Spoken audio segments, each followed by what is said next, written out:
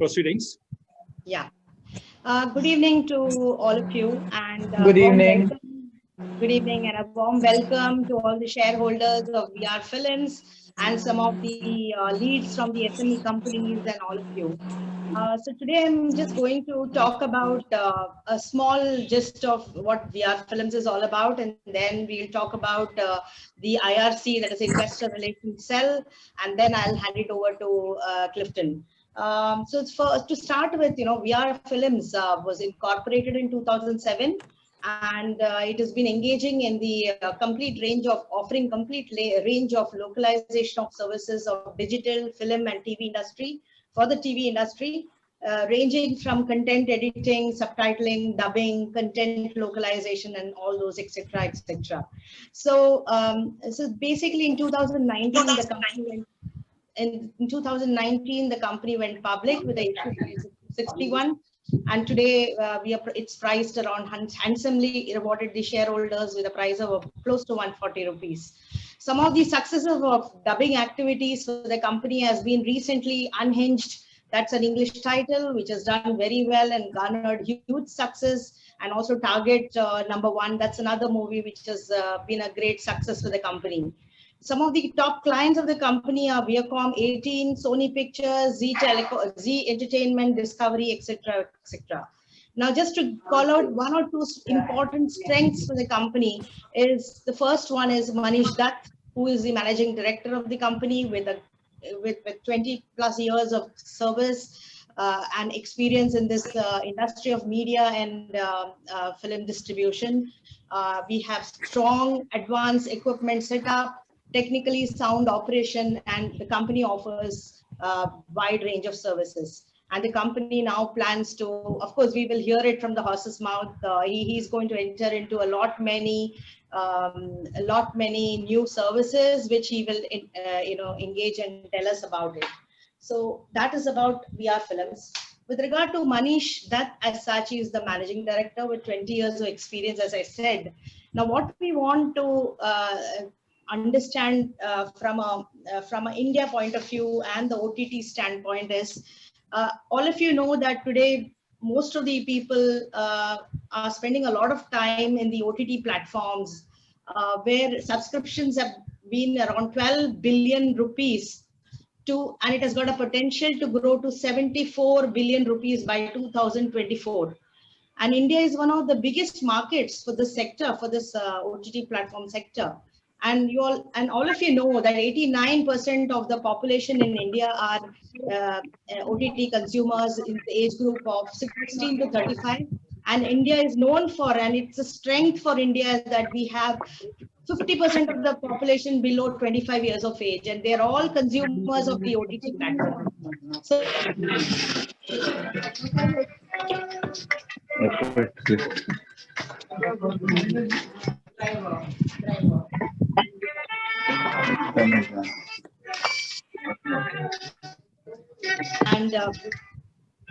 and one more important update is that 55% of the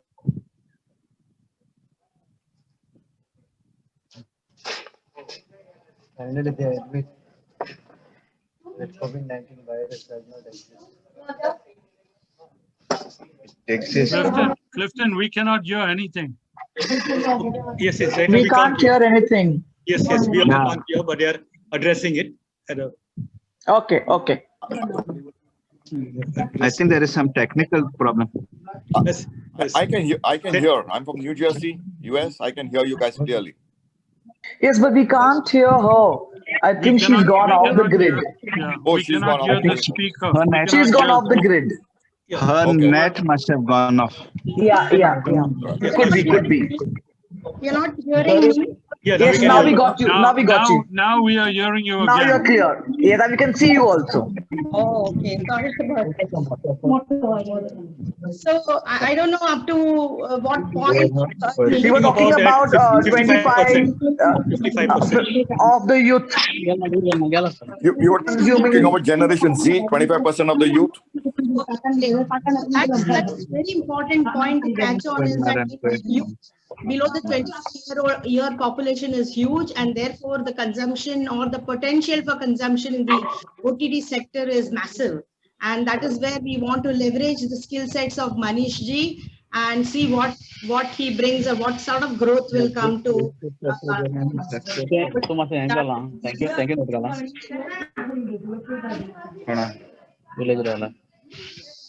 There is a lot of noise on this platform. I mean,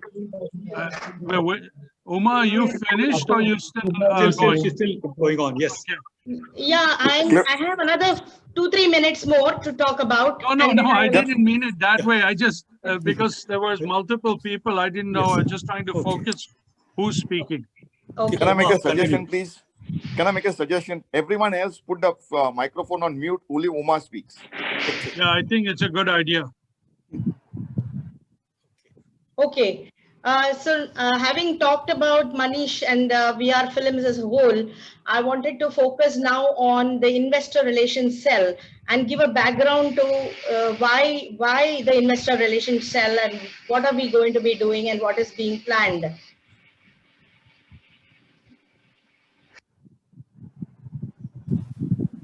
There is some background here in the building. That is why, you know, there is disturbance.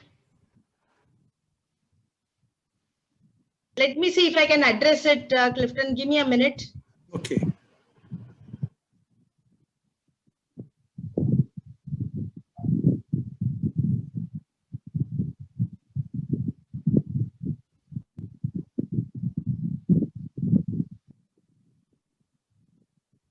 Okay. Yeah. So the investor relations cell. So what is why is it, and why do we have that now? So as you know, all of you know about big companies. All big companies have been at some point in time been a small company like Reliance. Reliance was a 7 crore company in 1977, and today 14,000 crores worth of net worth of the company after 43 years. So no company grows suddenly all of a sudden. It is a phase. It is step-by-step growth, right? Now all of that is being achieved over a period of time. Just a minute. I'm sorry. Go ahead. Yeah, you can hear. No issues, Yes. right? Go Yeah. ahead. So basically what's happening is that because we all have a lot of SME companies which got launched and have been in the SME sector and getting listed in both NSE and BSE. They've done remarkably well over the last few years. And but in some way or the other, the visibility for the company has not been there, or probably the bigger companies like TCS and Reliance are being talked about in the media, and there is a lot of noise around them. The small sector has been somewhere getting unnoticed, even though, you know, there has been a fantastic performance from their side. So what do we do about it? And the cost for setting up an investor cell for every company, or the small sector companies, are huge. So that is where we thought about, you know, why not bring them together. And what do we do in this investor cell is something that I wanted to give a small idea about this planning for this investor cell. Basically, it's all about the communication between investor and the company management is very, very important and crucial for you know, for the company's financial health, for fund flow, regular investment, and communicating the targets versus what has been achieved, analyst meet, and various things that are you know, currently maybe there but not to the full extent, you know. So, and that is also, you know, the investor cell that we are planning to establish will be doing a lot of road shows for the companies, between the investors, new investors, and the company management, which will enhance the shareholder value also. And importantly, the trust and credibility of the management also will be fantastic, or will grow multiple times with the help of a medium called investor relations cell. And for any success these days, publicity is key. Publicity media coverage and noticeability, or probably bringing that point in front of everyone is important, and that is what is the key to the success. And therefore we want the investor relations cell to be set up and become a huge success. We have a few companies who are already part of it, but we would like to see by next year some more companies coming into this ambit, and we'll see a continuous flow of information between investors and the companies. Now, I wanted to bring to you Clifton De Silva. I don't think anybody needs introduction.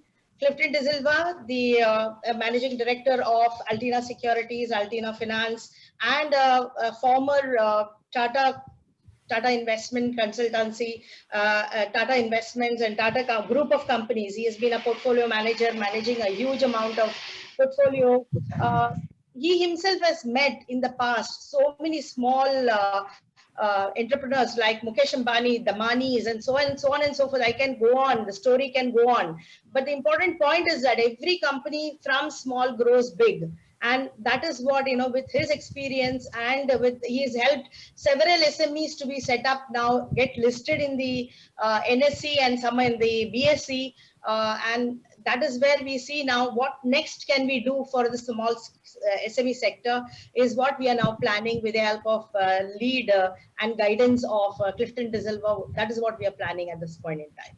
So over to you, Clifton. Okay, thank you. Thank you very much, Uma. And as you've already spoken a lot about the proposals that we have in order to convert all these companies whom we are mentoring and supporting, converting them into huge conglomerates over a period of time, and ensuring that they have a high market cap, and in the process, a huge wealth is created for investors. As you rightly said, in the past before I took up stockbroking, I was the director and investment manager at Tata's. And during that period, in order to take informed decision, I had to virtually visit every company and see their facilities.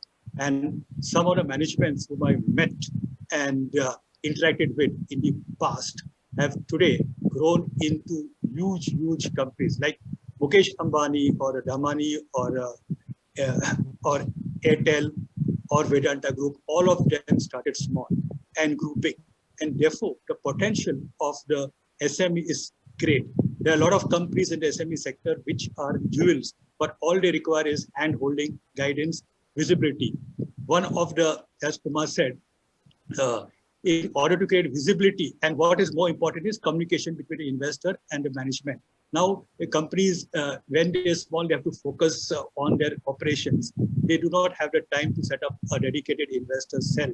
And so the investor cell, which has been set up now, and it is only, as of now, it will be only restricted to companies who we mentor and who are our portfolio companies. There are 6 to 8 companies, out of which I think almost 5 companies are already there. So we will ensure that these companies, in these companies, there will be a regular flow of information, and the information that is required, any shareholder at any point of time can seek information on any company through the investor cell, and of which Uma Krishnan is the head. Now, we are very fortunate to have a good team at the investor cell.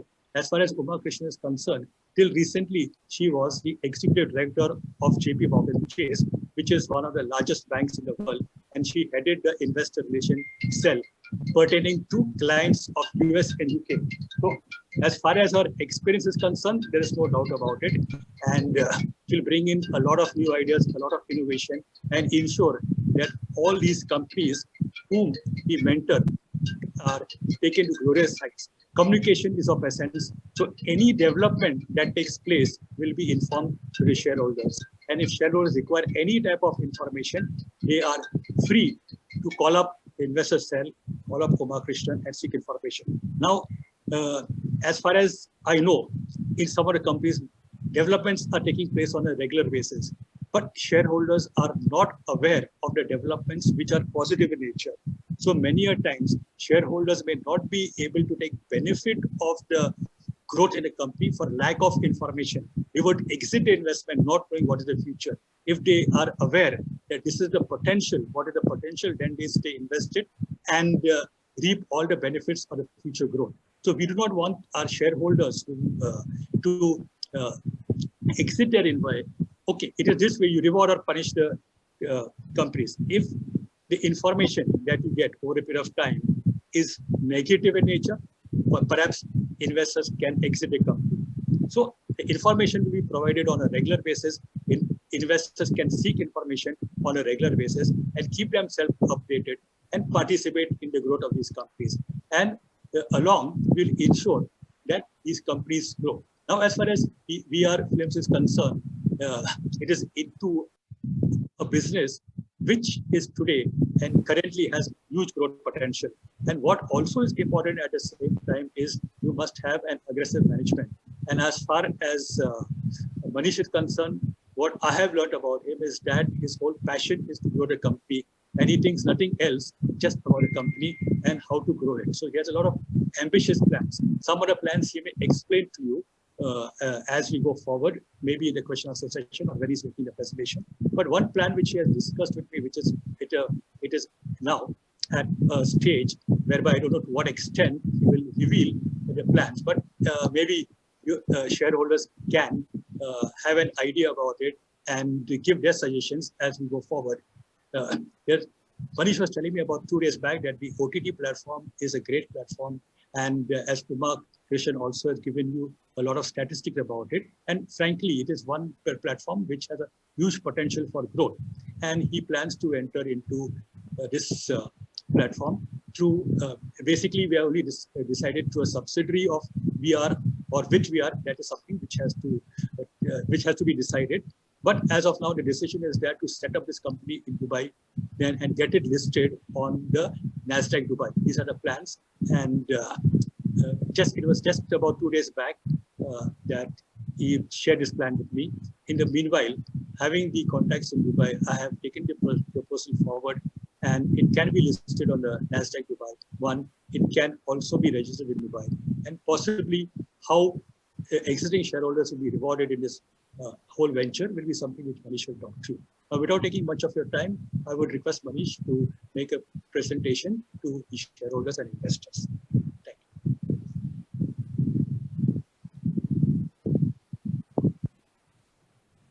Manish is not audible.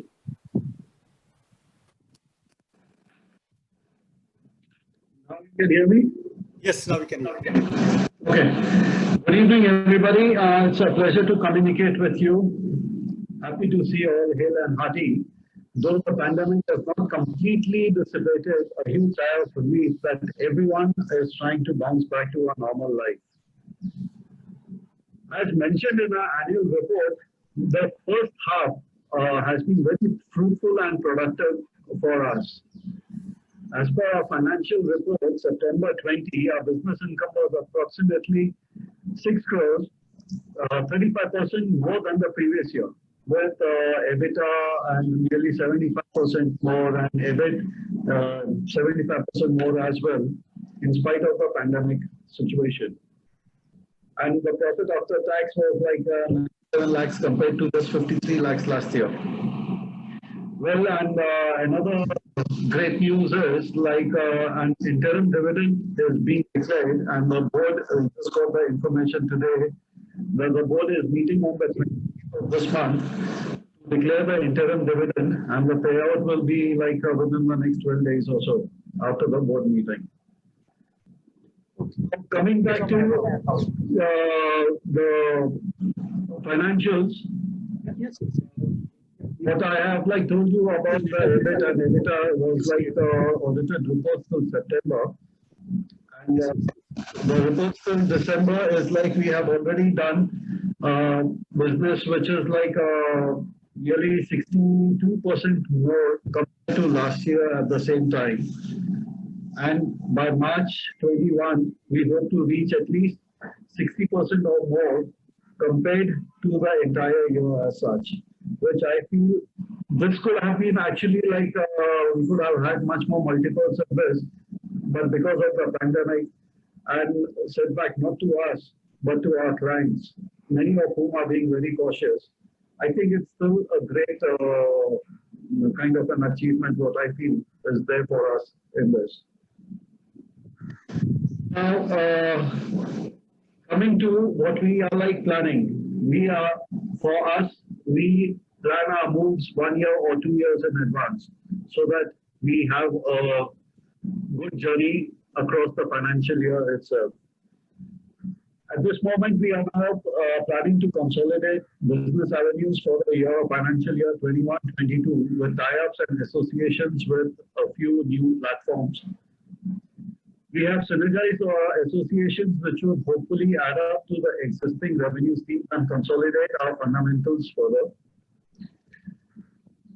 Expansion plans, basically, it's basically the existing orders what we have. We are expecting the orders like to grow in multiples as every company we are dealing with, being cautious as well.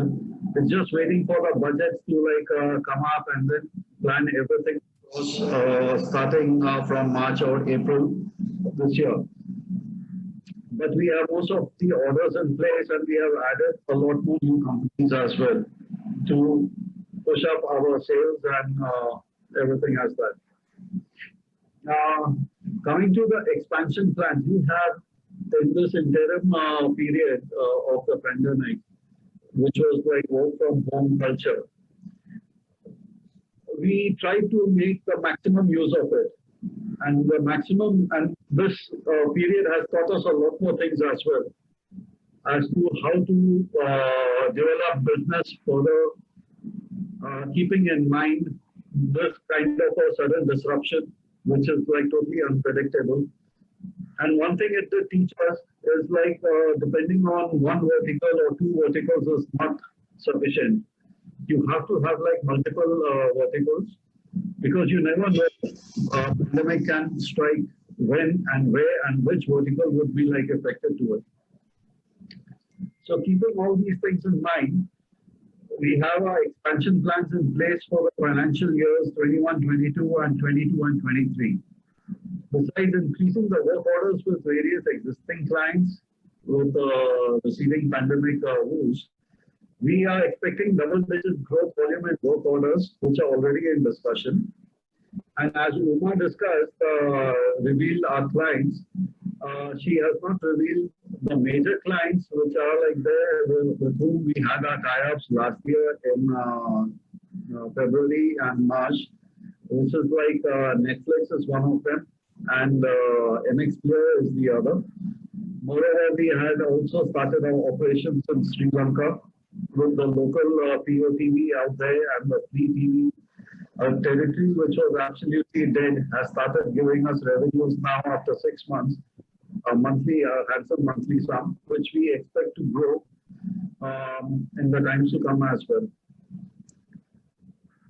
Now, keeping about our expansion plans, the main thing that we like this expansion plan we have kept in mind. We have worked up on it, keeping in mind that we would be migrating to the main board somewhere around in June or whenever it is like possible. June onwards, our window to migrate to the main board is open. So I don't think we will delay that migration and we'll try to move into it as fast as possible. Now to move on to the main board, of course, we have to like grow leaps and bounds. So which is where these expansion plans come in place. Besides adding up more in our localization business as well as avenues and platforms for feature film releases, the second acquisition vertical which is there, we are getting into production, which is the web series production. During this pandemic, we have developed 4 to 5 web series, which we are in discussion with platforms like Amazon, Hotstar, MX Player, etc. And we aren't rushing into it at this moment because we are being very cautious as to we want to check what the after effects of the pandemic are and do not want to be acting in haste and eroding the wealth and the goodwill we have created with everyone as such. So we have prepared ourselves till a certain limit, and post March, April, we will be like proceeding in this with the adequate required speed needed over it. If all goes as per the plans, this could add up, you can say 15 to 20 crore to our top line with a 12 to 15% profit margin to the existing top line, which is what I like. As part of content development, feature films are also being looked into because feature films is no longer a taboo, which was considered like a jua in the recent past, because there are a lot more avenues which are open and which are much safe. OTT is one of them, and television acquisition is the other. So content is the key factor today for everything in entertainment. So the more content you create, it's an idea that you are creating for yourself, which will be adding more value to the company and to everything as such, to the share price as well down the line. So we have been like looking at feature films and are in discussion for a key film deal with a top director from the film industry. I cannot divulge the names at this moment, and it would be revealed like very soon. This could add up. This venture, if it comes through, it could add up to another 25 to 30 CR to the top line with just one film, what we are starting initially. Year on year, it could add up to much more. This again would be as the top line running simultaneous along with the web series production and an existing business in the localization and the film acquisition business. This could as well add up another 10 to 12% profit margin year on year. This is the base minimum I'm like just letting you know on it. And you know how film is, if things work, I mean the sky is the limit to it. But then we cannot take that as the benchmark because it's very rare you reach the sky. Another discussion thing which a friend Clifton has hinted out is like in a very advanced stage is a local language OTT platform, which we have been working on the quite. And hopefully in the next 2 to 3 months, we should be up and about with it. The entire OTT app is like ready. Content has been lined up in that particular language, which I do not want to reveal at this moment. And this would be a platform which will be catering to that particular language audience worldwide. And as this thing moves, it could add up to our top line by 30 to 40 CR year on year with an increase depending on the number of subscribers we reach. Because in the first year, we are expecting to reach a subscriber base of around 1 lakh or so to start with. And soon getting on to like about 7 to 8 lakhs by the second year. And by the third year, 1.5 million and above. And we hope to break even by the third year, which is like a very conservative thing towards it. This would add up considerably to our revenues, which is there, which right from the nascent stage itself would be another 30 to 40 CR to the top line to begin with. And once we start breaking even, it depends on the number of subscribers and the way it can go forward, which can be like huge. This I feel would be a real game changer. Because along with this, what happens is we would be catering to the localization business besides the other clients to our platform as well. As far as production goes, besides creating content for the other platforms, you would be creating content for our platform as well. And this would help in our film distribution business as well, because those are the kind of films which we can like acquire and have a safe fallback with our TV platform, with our OTT platform. At this moment, this is like all I can reveal to you about this.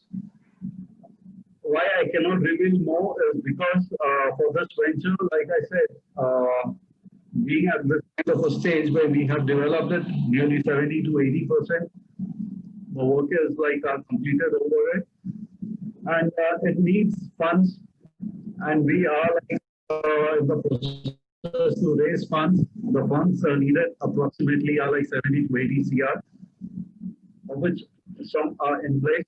It's not immediately, it's a year-on-year kind of a thing, what we need these for. And we are looking at it, and hopefully we should be like in the right place at the right time, tying up with certain strategic investors, partners, and raising these kind of funds to make this kind of a move. We are working at the various options also in this as to do we do it in the existing company or do we do in a subsidiary company or how do we raise it. But soon we'll let you know about it.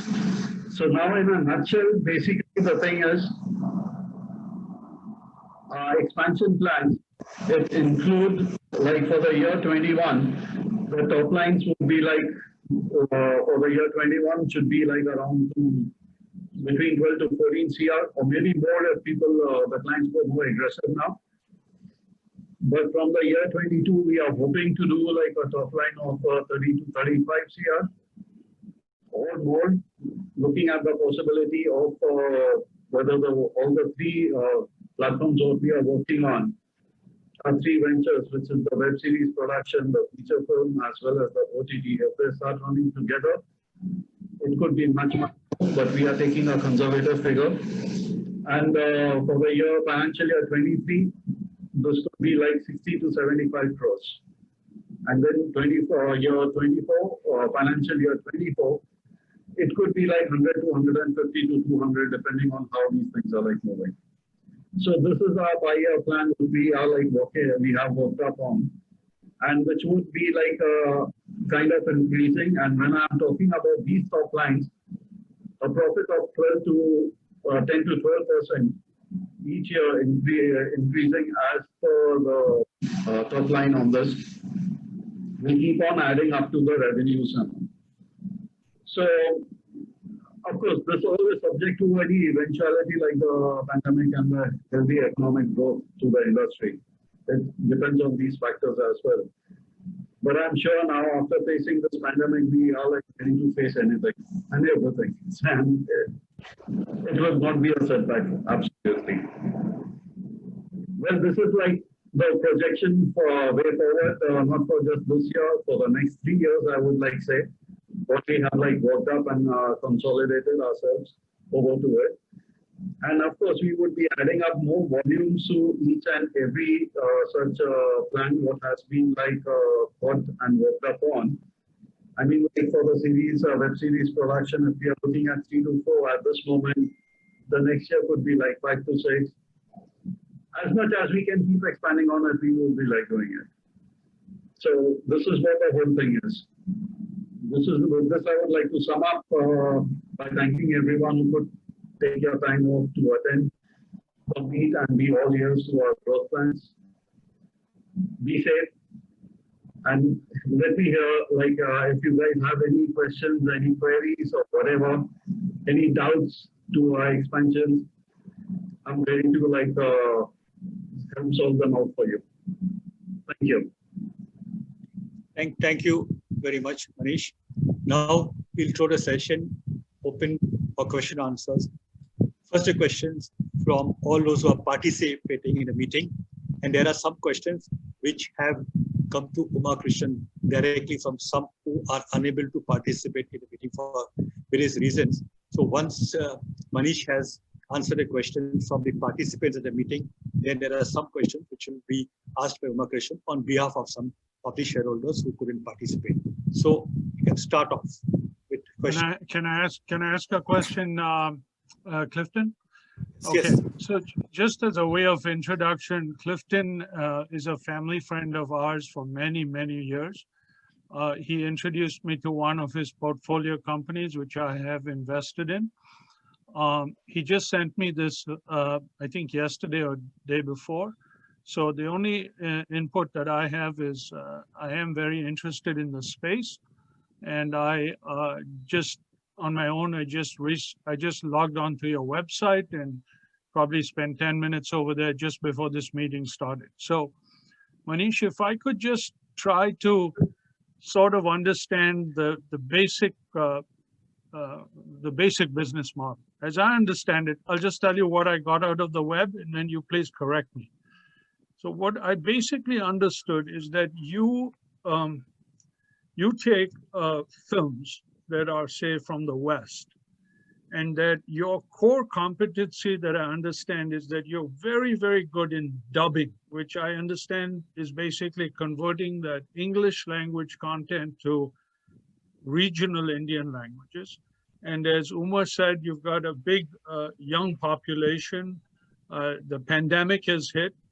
People are not going to theaters. They're watching content on their cell phones, tablets, at home, et cetera, et cetera. And there are so many. I think there's Netflix in India, there's probably Amazon Prime and a bunch of places.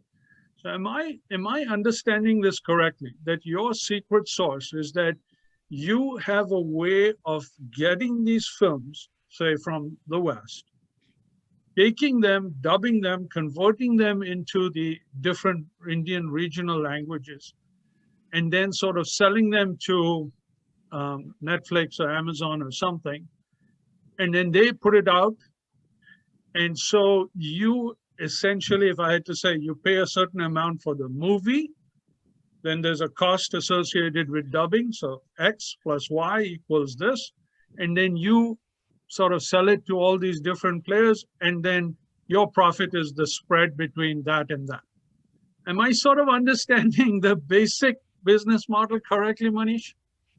No, you are, well, I would say you're not off the mark, but this is just one part of it. And I'm going to Our basic core is dubbing localization, for which we have like 65 plus dubbing studios across India. Okay. So, to the Netflix dubbing, which is like an English project to Hindi, Tamil, Telugu, we provide our services to them. We have a major client in Paramount Pictures. Their entire library we dub it for theatrical as well as for television and OTT, which we have been doing over the last 3 to 4 years and have done nearly about 700, 800 films of this. Then there is our OTT platform Z5, which 2 years back when they initiated the dubs, we were the ones who localized their Hindi content to Tamil, Telugu, Malayalam, Kannada and Bangla, around 400 hours every month. Then Discovery Channel, the TLC, the Science, Discovery Science, various other channels of Discovery, we like localize them to Hindi, Tamil and Telugu, and Malayalam and Kannada. Then you have clients like Sony TV, which is there. Then you have another subsidiary of Sony, which is an animation channel for Gay, for which we dub like in Bangla, in Kannada, and Malayalam, and other those languages. And Sony Bengali, like Sony Art, is like solely done by us in Kolkata and our Kolkata studios.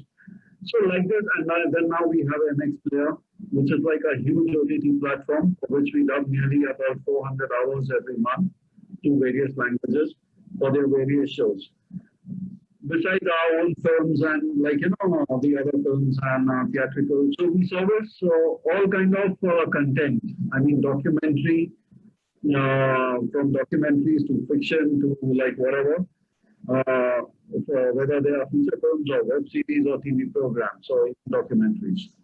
This is one vertical. The second vertical is where we attend all the film markets across in the world. Like we go to the AFM in LA in November, Berlinale in February to Berlin, Hong Kong Film Mart in March, the Cannes Film Festival in May, and lots of others as such. And we know the producers and the sales agents for Hollywood and Korean and Chinese movies. And we acquire rights for their films for our India subcontinent for periods like 10 years or 20 years or whatever, after paying them the license fee. And we then by this acquisition, we have all the rights with us for the to exploit, which ranges from theatrical to non-theatricals like television, OTT, video, electronic the transmissions, SVODs, and every other thing.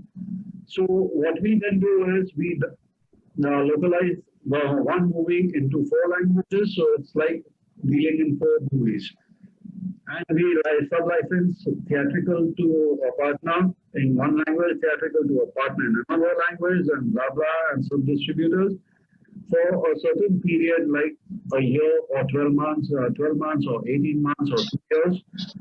And similarly, even to OTT platforms and then to you can say the television platforms, etc. And after that 2-year period, it's like the rights come back to us, which are relicensed again. And so with some other platforms, we have a revenue share deal also on this. If the content is like on a non-exclusive basis. And so we keep exploiting these. So these are the two models, two verticals at this moment where we are on.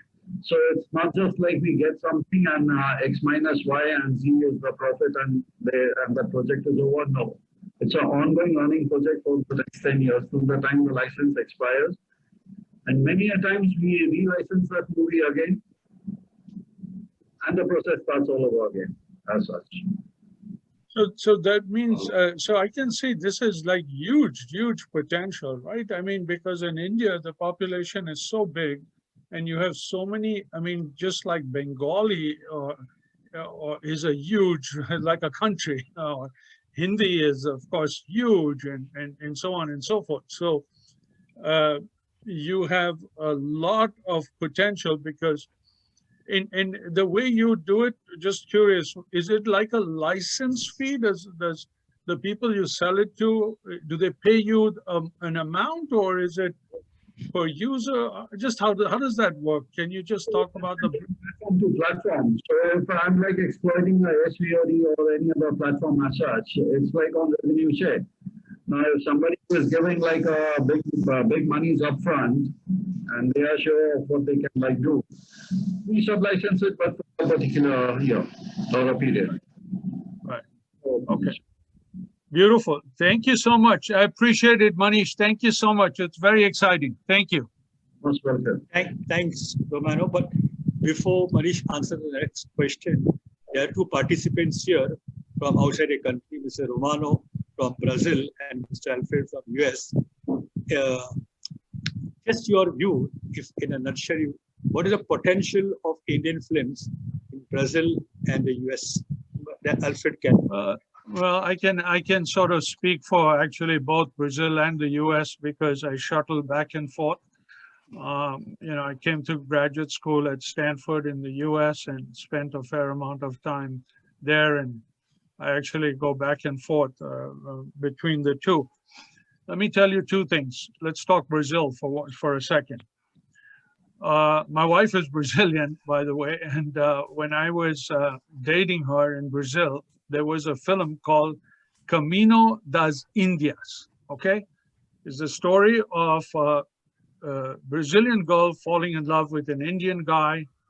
He goes, let's say, she goes to India, and so there's this, the family has issues and this, and, boy meets girl, forbidden love, the whole story.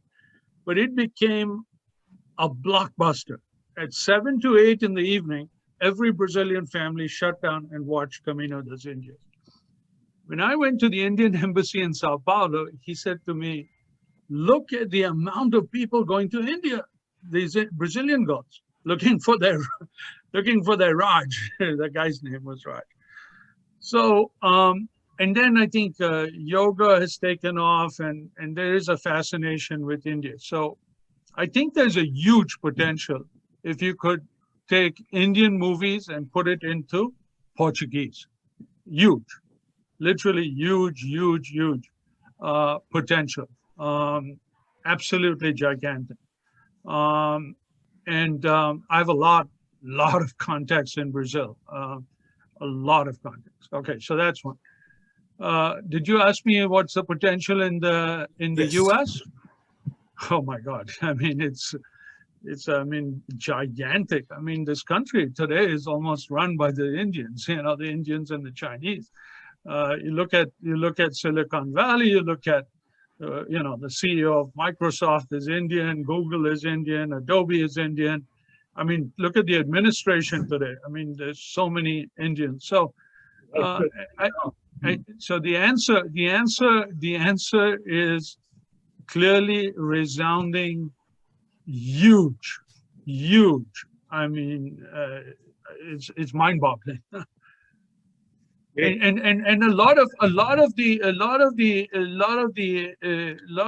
Indians, a lot of them do speak the local Indian dialects in their respective homes. You know, they do speak Sindhi and Gujju and this and this and this, and of course Hindi too. So, oh, I think it's huge. And I'll tell you one more place. The person who cuts my hair, she's Russian, and in my company, I have Russians who work for me, and so when they know more about Indian movies than I do, because in Russia, Indian movies are very, very popular. Hindi movies or whatever you want to call it. So yeah, huge. Good. Thanks. Alfred, anything you have to say? Yes.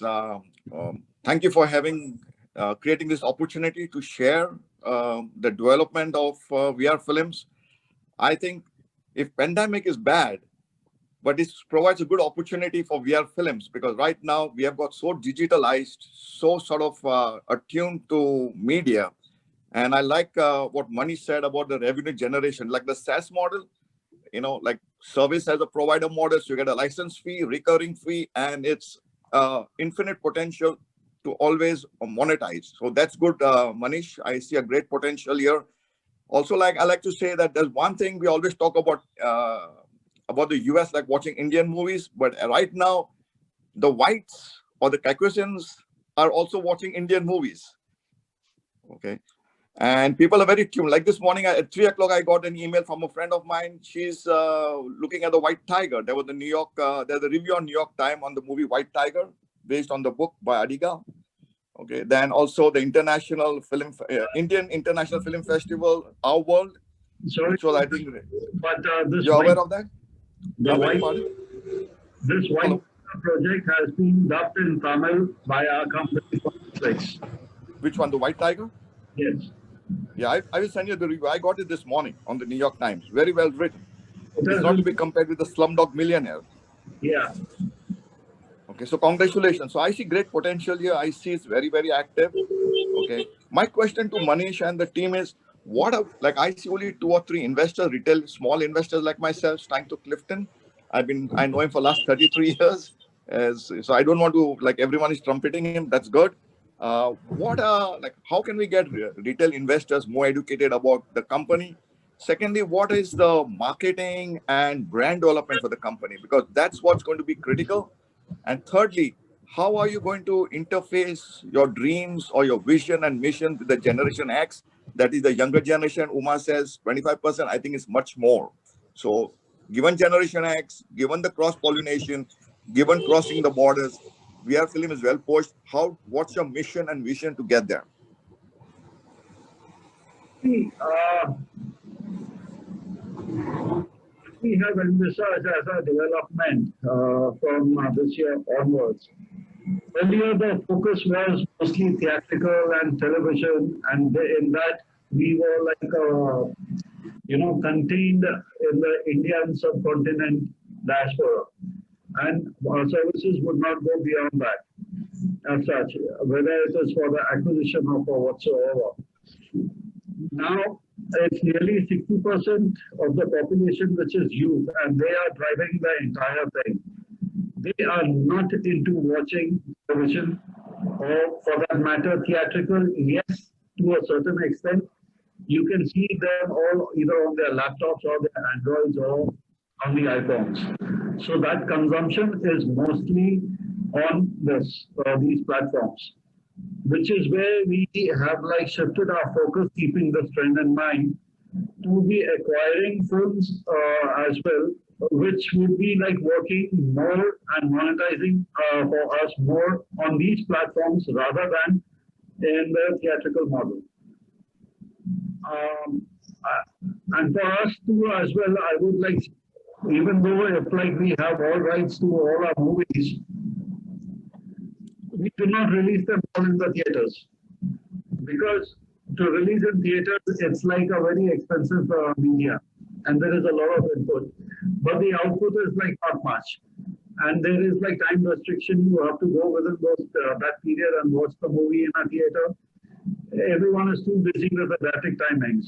So a better release is like on a TVOD or a SVOD platform, which is like an Amazon we have a tie-up with, or an MX player, which at any moment, anyone who is interested can just log in and watch, and it gives us a direct revenue stream to it. So keeping this in mind, the web series what we are like producing as well. Now, since acquisition, we are restricted as to what is the availability in the market, and competition pushes that pricing up.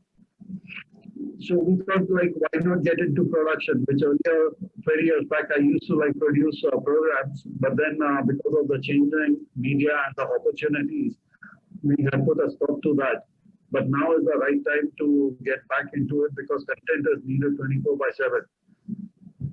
So the content what we are developing is keeping the youth in mind and the emerging trends which are like that. Moreover, the platform that we are talking about, the OTT platform for a particular language, that program, that platform too is like aimed towards the youth, I would say. And not just the youth, it's like even the senior citizens who are like there. And they are like the avid watchers as well for the content. So this is the maximum like what we can do at this moment towards it. And answering your question about the marketing and the branding of our company, well, till now the company has been more of a service provider. So the branding is not like was not needed as such to reach out to the consumers or to the others as such. But now with our focus on production as well as and mostly on the OTT platform, that would require a lot of branding. And that branding will be like once the programs, those things are initiated, the branding is being looked into in that as well. Now it's all like interconnected. I mean, being on the SME, you would be like, but the company is not known, so how will like one know to invest in it? Well, there are some 3,000, 4,000 odd companies which are there. And if right from the beginning, if we start spending money on creating a brand as you come and invest in it, I mean, my top lines and bottom lines are all going to go for a toss. So ideally what we realize, let's get on to the SME platform, let our performance peak, time on year on smaller margins where investors would get to know. And once the investor starts earning monies with us, they will be like talking about it in the market, and which we have been like successful till now in the last 2 years. And now once we get onto the main board, they themselves will be like, you know, it's talking about it. It's like either I come up with an IPO issue in the right first go for 300, 400 crores, like most of the biggies do, and spend 20, 30 crores on brand building and awareness. I'd rather come up with a 10, 20 crore IPO on the SME, spend very little monies over it for the branding, let it perform, and once it like performs well on the SME platform, it catches eyeballs of all the majors in your main board. And without any money spent, you already have the visibility. So it's just a matter of time. And then once you are there, and then the progression takes its own path. Thank you, Manish. Yeah. Thank you very much for your clarification. Appreciate it. Good luck to VR Films. Thank you. I'll be a long-term player. Also welcome. Thank you. I'll just check who are the next who will ask questions. Hello.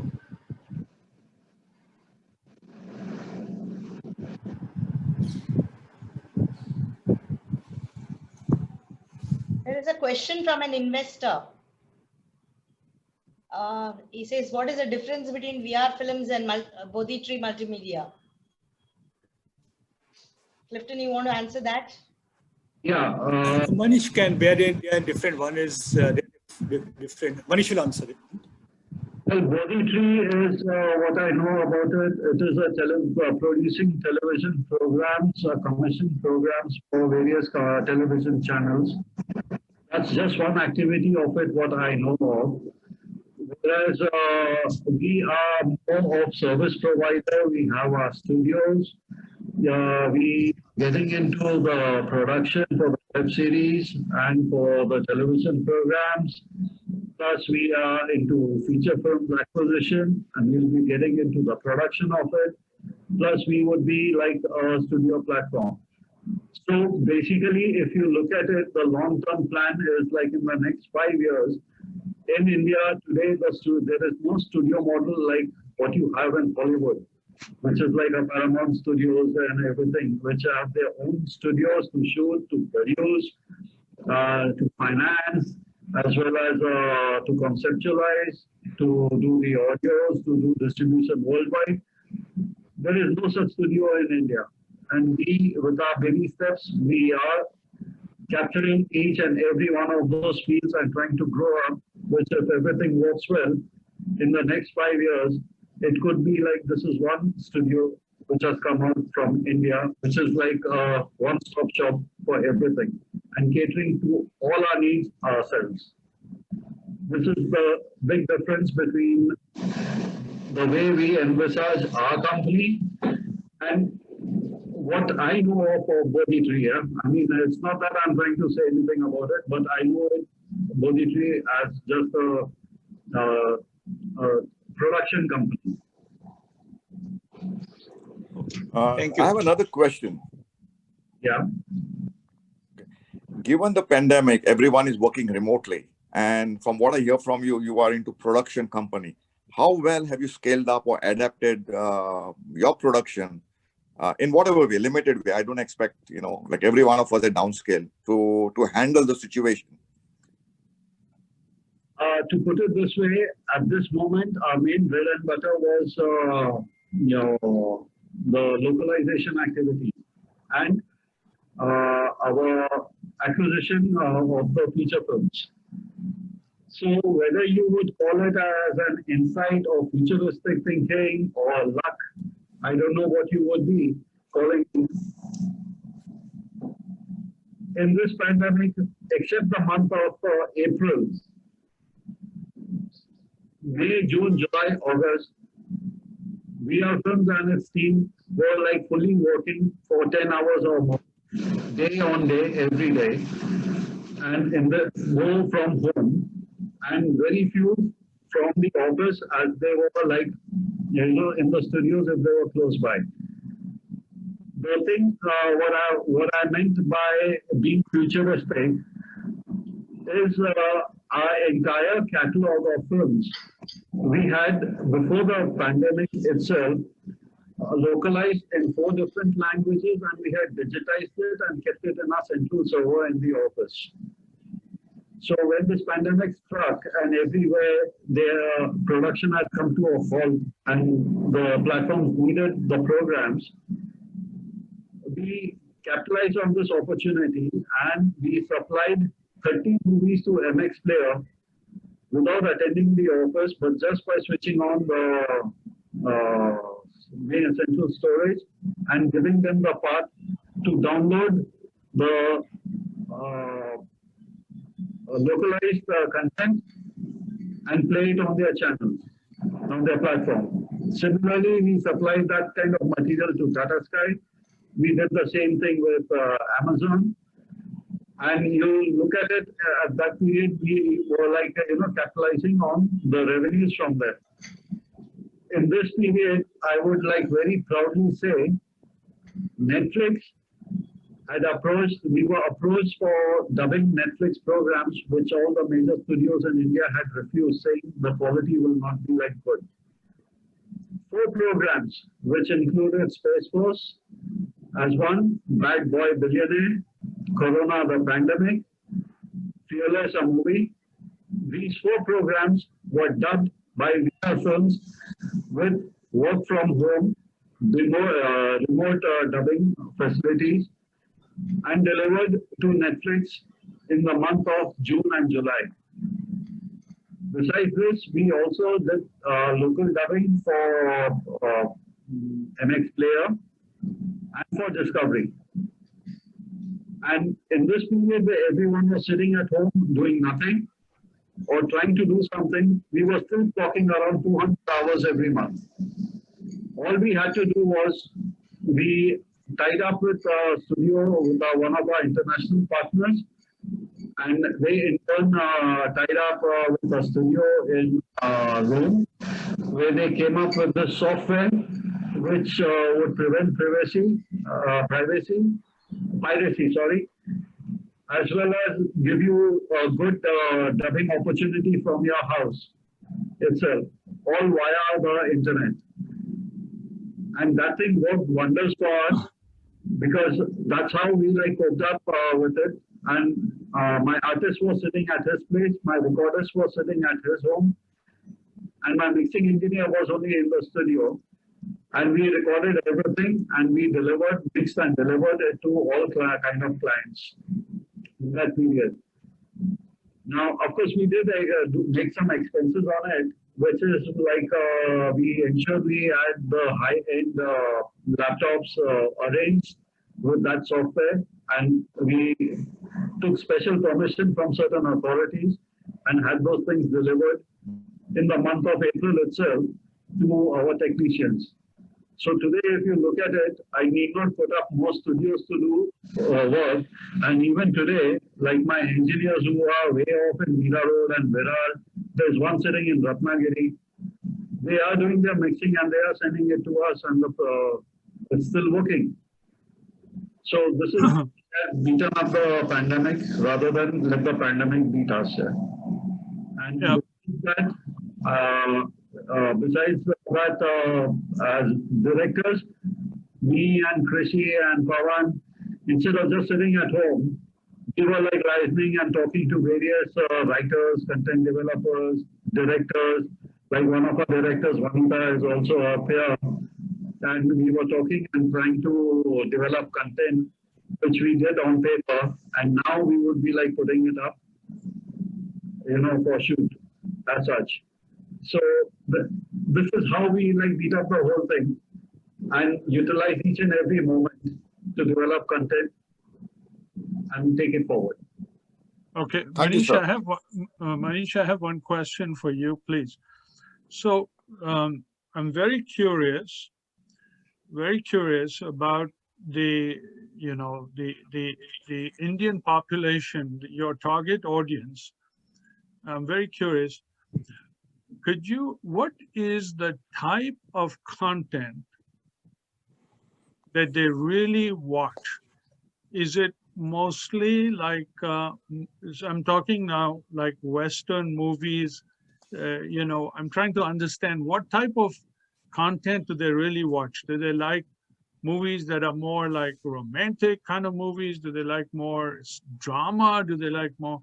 I don't know if you can talk about maybe one or two movies that you have brought from the West that have been phenomenally successful in India. So that's question one. Question two is do you only bring movies from the US? Maybe I missed that because I heard you talk a little bit about China, or Korea or something. So do you bring movies from other countries, maybe in Asia also to India and dub them? And then the last question that I have is, I had heard somewhere that sometimes in places like Estonia and especially Estonia and Tallinn, etc., where they have a lot of talent in technology that is very efficient in terms of doing technology, etc. Sometimes people have found outsourcing or tying up with those type of places is very, very cost efficient. Can you just talk about those three, please? Thank you. As far as your first question goes, what kind of content works? No one has been able to predict that for India, because India is the most difficult market in the whole world. There are and just because it's so diverse, you mean because there's so many languages, and it's not like the US Is that why? Is that why? I'm just curious. There is like Why? 22 or 23 dialects or more in India. India is divided into north, south, east, and west. Bengalis are more interested in their Bengali culture and their kind of films. Tamil Nadu, Kerala, Andhra is a country in its own. Delhi, UP, Punjab is a country on its own. They prefer Madhar and all that kind of stuff. Now you're left with 4 metros only, which is Mumbai, Kolkata, Chennai, Pune, Bangalore, which want intellectual stuff. Intellectual stuff. Did Yeah. you say intellect? Intellectual, intelligent cinema and that kind. Now, if I have done various kind of movies. I had a movie called Carnage by Roman. Carnage. Yes, with Kate Winslet, Jodie Foster. It's based on a French play, and it was like in one room. Super excellent movie. The critics gave me 5 stars, 4.5 to 5 stars. But the biggest disaster of my life. Really? Wow. The multiplexes would play it with 1 or 2 shows. I had people who would like call me up and say, I saw your name, what a fantastic movie. But what you don't understand, that is just 0.5% of the population of English watching movies. Wow. Interesting. Huh. Besides this, what you heard about Chinese and Korean content, I buy a lot of martial art movies as well, or action movies, which an intellectual who watches Carnage would say is garbage. Multiplexes will not touch those movies. Okay, I will not get a platform to release them. A Star TV would say, I am not interested, get out. So would an HBO. But those movies gave me the maximum revenues. Wow. Interesting. Huh. And another point of view, I had a movie called Knock Knock with Keanu Reeves, which was to be banned by the Indian censor. They didn't play it. Platforms like HBO's and everyone said, no, R&D team is coming down. So I could not do anything with that movie for nearly 2 years.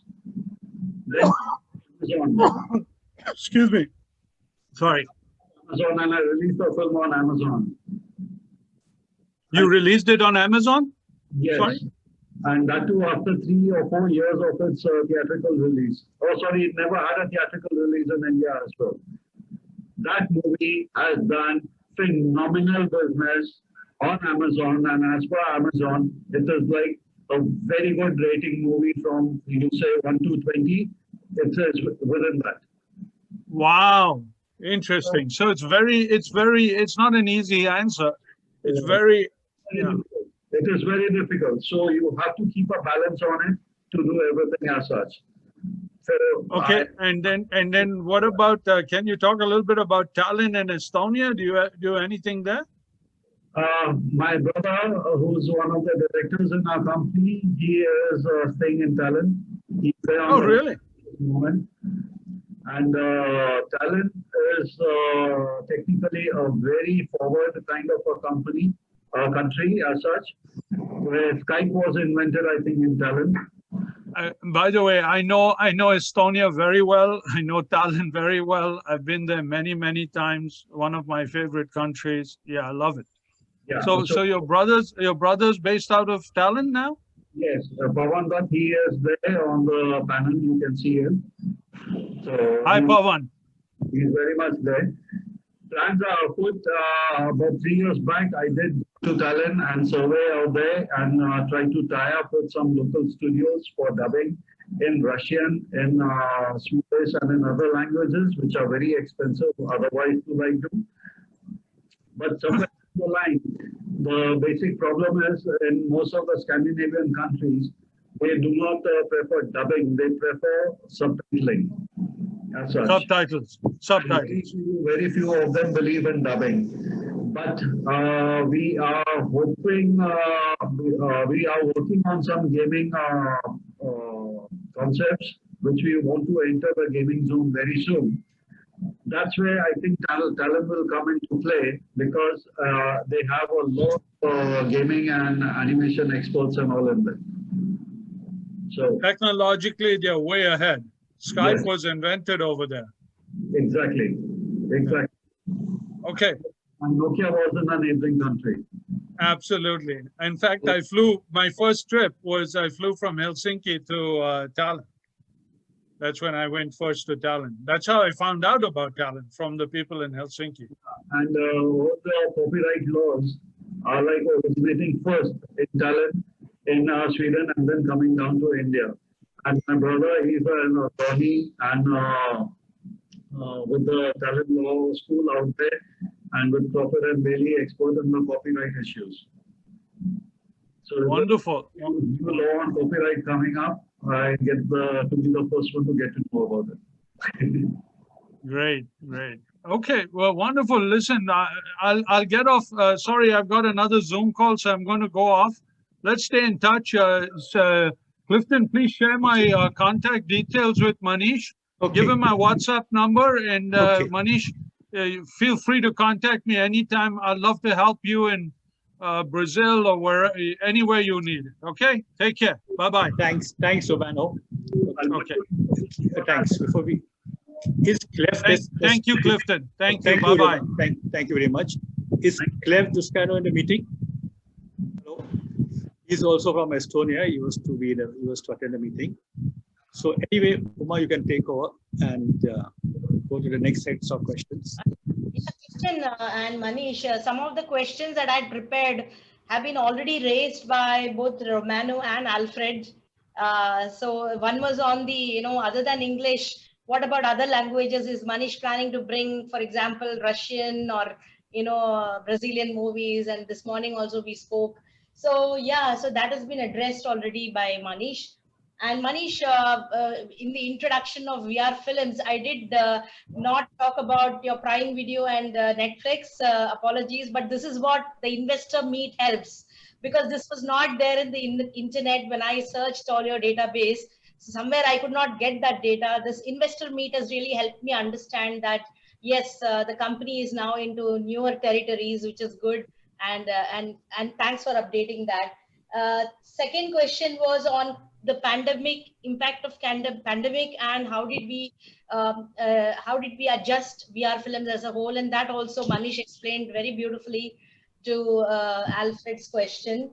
I have just one question now left, which is about most of your films are on English films dubbing, other than Indian. What is the percentage of profit that is attributed to your revenues from foreign films dubbing, like the Hollywood films? There again, I need to enlighten you a bit. We are not dubbing only foreign films, but foreign content, which includes content which is informative, like Discovery types. We dub content which is like for the web series, international web series, for gaming shows, for audiobooks, various things. So I would say nearly 40% to 50% of our business is from localization of foreign language content, which need not be only Hollywood. It would be from China, it would be from Korea, from any language where the content is like to be acquired or to get popular and things like that. The balance, 40 to 50%, is from various other local languages, from Tamil to Telugu, or Telugu to Tamil, or Malayalam to this, or to Bangla, and various Indian other languages. Balance 20% or so, I would say, is what we are doing, which is dubbing into Hindi from the various other platforms. So as far as movies go, movies are a very small part in it, but of course a significant part in it. Yeah. Thank you, Manish.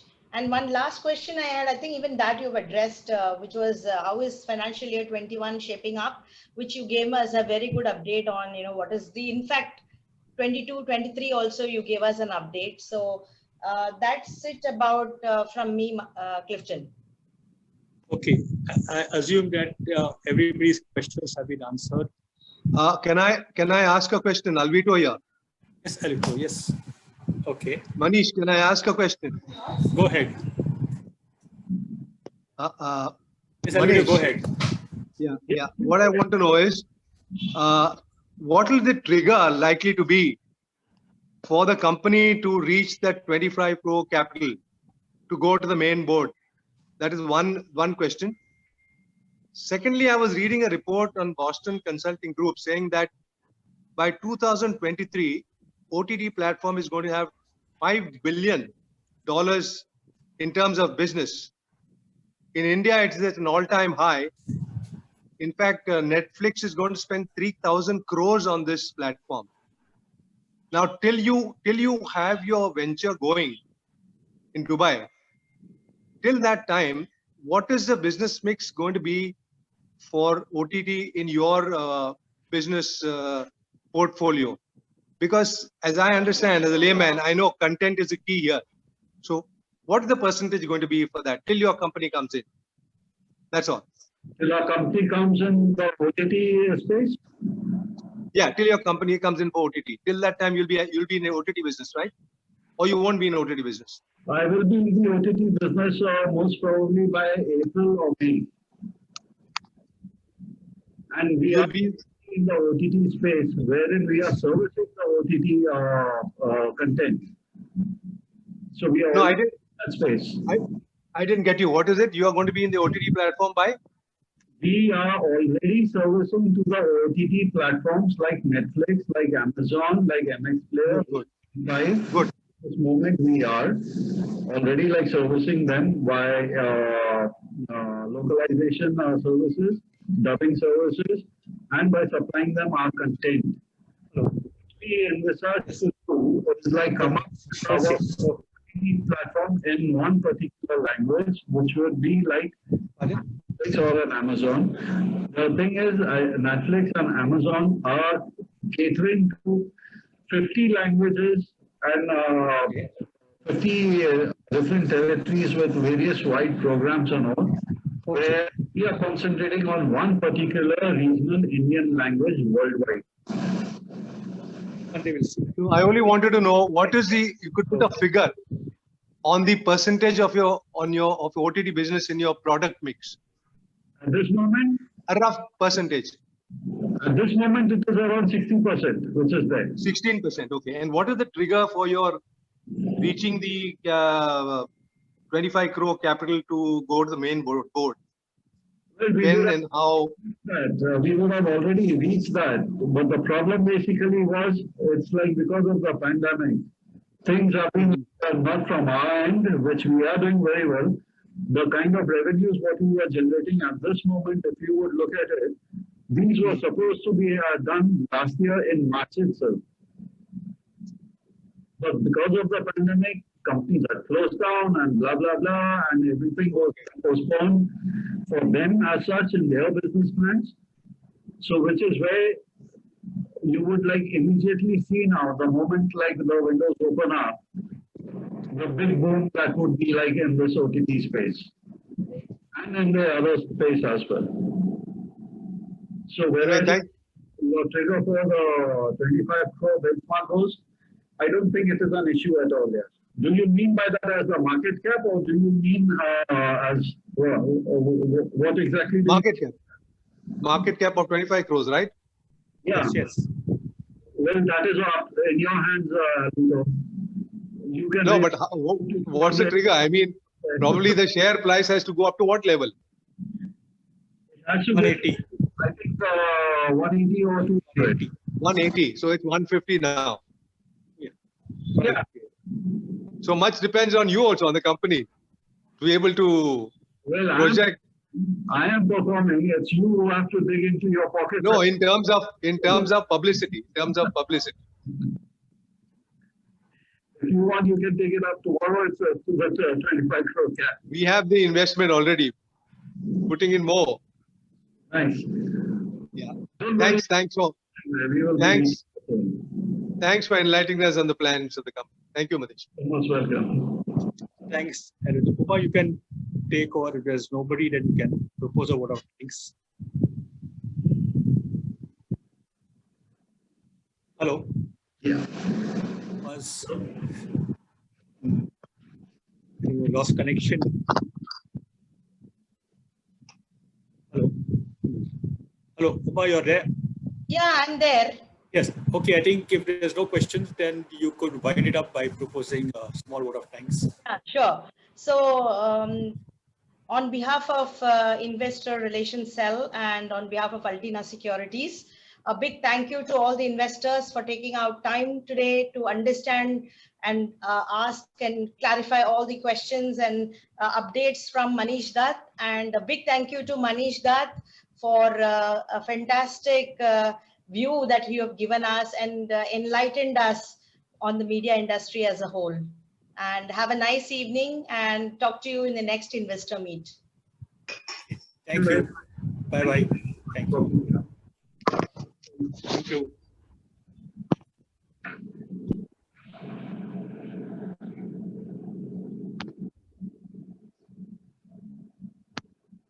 Bye, Bonnie.